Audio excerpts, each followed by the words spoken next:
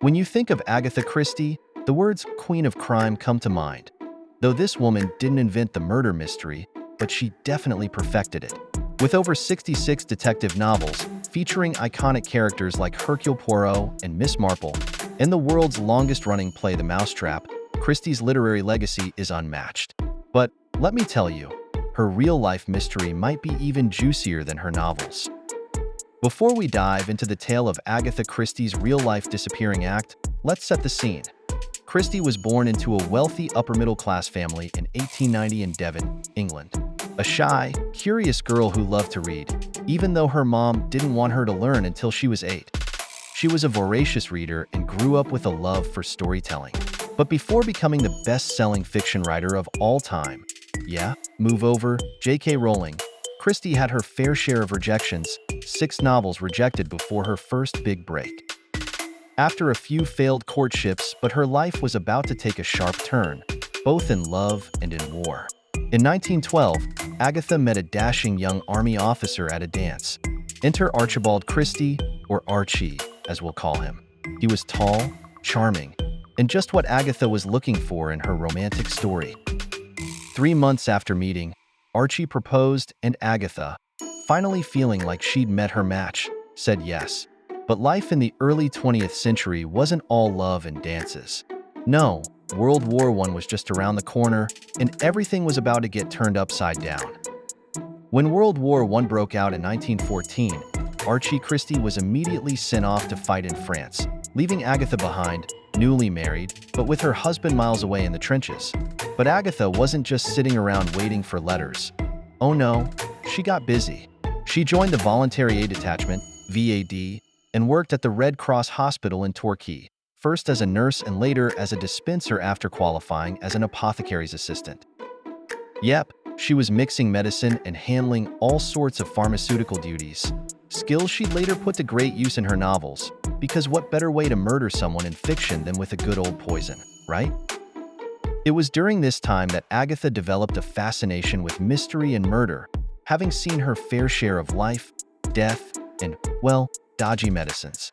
She learned about poisons and remedies, and you know what they say, write what you know. So when Agatha eventually turned to writing mysteries, she knew exactly how to kill off her characters with style. But it wasn't just pharmaceutical knowledge she gained at the hospital.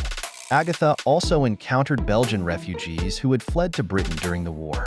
And from these refugees, one small, fussy man with a magnificent mustache started to form in her imagination. A little detective named Hercule Poirot. Inspired by these Belgian soldiers, Poirot would become one of the most famous detectives in literary history, solving mysteries with his sharp intellect and, of course, that unforgettable mustache. In 1916, while Archie was still off fighting in France, Agatha decided to try her hand at writing a full-length mystery novel. Drawing on her experiences at the hospital, her newfound knowledge of poisons, and her fascination with the Belgian refugees, she created The Mysterious Affair at Styles, featuring none other than Hercule Poirot. The novel was rejected several times, but she didn't give up, and eventually, it got published in 1920. And there you have it. Poirot was born, and Agatha Christie was well on her way to becoming the Queen of Crime. After the war ended, Agatha and Archie finally settled into married life, welcoming their daughter Rosalind in 1919. Agatha's career was starting to gain momentum. Poirot was a hit, and her name was rising in the world of detective fiction. But while Agatha's career was thriving, her marriage to Archie was anything but. Lucky in writing, unlucky in love, as they say. 1926, everything changed. Agatha was 36. Her career was taking off, but her marriage was sinking like a lead balloon. Why? Well, Archie decided he'd had enough and asked for a divorce because he had fallen head over heels for another woman, Nancy Neal. Yeah, you read that right. He dumped Agatha Christie for a new flame. On December 3, 1926, after a heated argument about Archie's plans to spend the weekend with his lover, Agatha vanished without a trace, setting off one of the greatest real-life mysteries of the 20th century. She just disappeared. Poof, gone. The next morning, her car was found abandoned on the edge of a chalk quarry with her driving license and some clothes inside.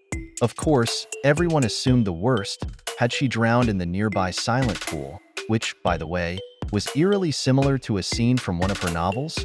Cue public panic. The press went wild. Thousands of people, police, volunteers, even Sir Arthur Conan Doyle, yep, Sherlock's creator himself, tried to help solve the case. Doyle even brought in a psychic to read Agatha's gloves. Spoiler, it didn't work. Newspapers were filled with scandalous stories about foul play, suicide theories, and public outrage over her disappearance. But here's the kicker. Agatha was found 11 days later, alive and well at a luxury hotel in Harrogate under the alias Mrs. Tressanil. Yes, you read that correctly. She checked into a spa resort using the surname of her husband's mistress.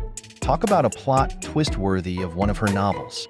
So while the country was tearing itself apart searching for her, Agatha was getting a full-on spa treatment. When the mystery queen was finally found, the public was shocked. Why would the most famous mystery writer in the world pull a Gone Girl act on her own life? And some were furious, asking who was responsible for the time and money spent on the manhunt and search. Well, Christie claimed she had no memory of what happened, and 2 doctors diagnosed her with genuine amnesia. Convenient, right? But here's where the gossip gets even juicier. Some people, including biographers, think Agatha staged the whole thing to get back at Archie for his affair. Think about it, disappearing, using her husband's mistress's name, and making Archie look like a total villain? Respect. Others believe she had a nervous breakdown, overwhelmed by the heartbreak of her husband's betrayal and the pressures of fame. Whether it was an elaborate scheme or a mental health crisis, one thing is clear. Agatha Christie played the ultimate whodunit on herself, and the world was hooked. And let's not forget about Archie and his new girl, Nancy Neal. Now the whole world knew Archie was cheating and ready to ditch Agatha for his mistress. Can you imagine them waking up, opening the newspaper, and seeing their private life splashed across every front page? The media, being the media, dug up all the dirt, and you just know Archie and Nancy probably learned some scandalous details about their own lives that they didn't even know existed. The haters were everywhere, and Archie? He was just trying to explain away the chaos, while the public was busy pointing fingers at him and whispering murder behind his back. In an interview, Archie didn't help himself much either.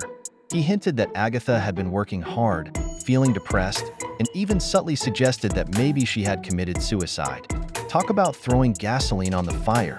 Instead of clearing his name, Archie only raised more suspicions. Archie's attempt to look concerned backfired, making him look even more like the bad guy. Classic Gone Girl, right? After the disappearance drama, Agatha filed for divorce, leaving Archie to marry Nancy Neal. Lucky them, huh? She kept the Christie name for her writing and threw herself into her work, but it wasn't an easy road. After such public scandal and heartbreak, it took time to heal. In the years that followed, Agatha had a few more failed relationships, but nothing quite stuck. Life wasn't exactly mirroring her success in novels. And then, she met Max Malawan, a charming archaeologist who was 13 years younger than her. They met during a trip to the Middle East, and this time, finally, Agatha found her real-life mystery-solving partner. Despite the age gap and her previous heartbreaks, Agatha and Max fell madly in love and got married in 1930. She was in her 40s, he was in his early 30s, and they were the ultimate odd couple. She, the famous mystery novelist. He, the adventurous archaeologist. Agatha Christie finally found her happy ending. They stayed married until her death in 1976, and through it all, Agatha continued to write her bestsellers, tour the world, and cement her legacy as the Queen of Crime. Agatha Christie might have created some of the most captivating fictional mysteries in history, but her real-life disappearance in 1926 was the ultimate plot twist. Did she plan it as revenge? Did she suffer from amnesia? Or was it a nervous breakdown? We may never know the full truth, but one thing's for sure. Agatha Christie was the original Gone Girl before it was cool.